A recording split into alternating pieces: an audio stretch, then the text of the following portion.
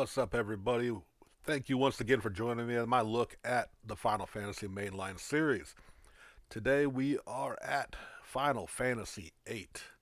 Now, this game has really been bouncing around the fandom as far as loving it. Like, it's never been like a super popular one up until a few years ago before it got a re-release, and suddenly I started seeing a lot of people talking about how great it is, how good it is, and it's a solid game, and we'll get into that here in a minute.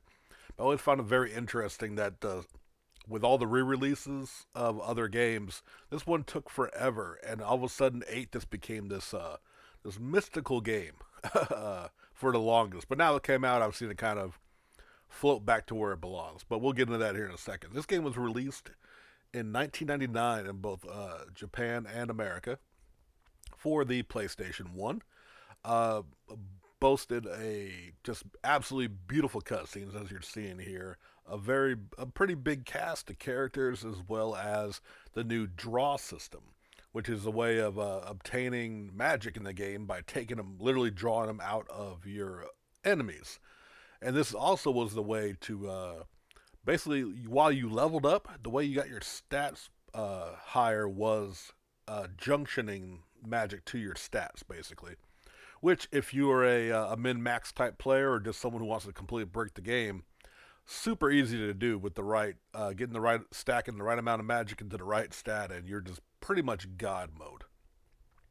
But it has a much more modern take so far for Final Fantasy. While Seven had a lot of modern stuff, it also had a lot of kind of rustic traditional RPG elements.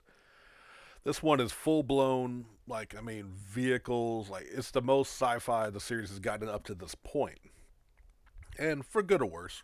It is very 1999 as far as I think, with the main character being Squall, the very reluctant hero as he is. Of course, you have a cast like Renoa, the love interest.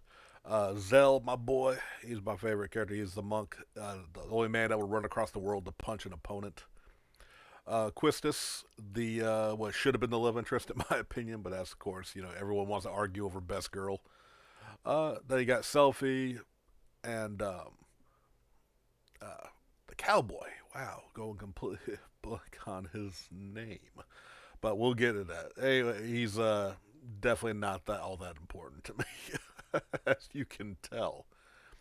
It's basically about a bunch of students in a school called Garden. They're called Seeds. They're basically damn near child soldiers, but they are like teens. But they're sent out on missions. It turns into a much bigger story involving time travel, and that's just really where it gets into starts losing me personally. If you can't tell, this isn't exactly my favorite one. It's not the worst Final Fantasy out there. We'll definitely be getting that one later down the line. But it's got a bunch of it's got some problems to me, especially in the last time I replayed it not too long ago on the Switch. Irvine, there it is on the screen. Irvine, I can never remember his name because I hardly ever used him. The cowboy ladies man sniper. Uh, it's just, to me, there's a lot of, like, it's lacking in story. What it had in graphic department, though, like the cutscenes, the music, as you heard in the opening of this, absolutely beautiful. And like I said, this was the first time you got fully rendered outside on the world map characters, as well as seeing your party not all just merge into one person and walk around. You actually saw whoever was in your party walking with you. But this game does only feature three people into a party. Uh, and again, with the junctioning system, you're going to spend a lot of time just holding down the X or A button or whatever system you're playing on to draw magic. To me, it really, while I know you don't have to, you can play very minimal, which isn't a bad way to play it. But it's just an important part of it is drawing magic, and that's how you get your summons, which have some amazing summons. I'll give it that. I love some of my favorite designs in this game for its summons, like Ifrit, are from this game. But overall, it's not a great one for me. I mean, I got it when it came out, and I've beaten it a couple times now. It's not one I really go back to. The jump between bodies into the past and future all kind of tied together. just made for me a very convoluted story, more than it needed to be. And while it's fun, and if you like this one, I get why you like it. It's just the story, Squall, while having one of the coolest weapons in Final Fantasy in the Gunblade. And the design's great. I do like it, but he's just such a fucking whiner for the majority of this game. Like, it's like, and I know it's kind of in the 90s, the kind of, emo esque hero was kind of the thing. And yeah, I don't remember it bothering me as much back in the day, but going back now, I just don't think it holds up very well.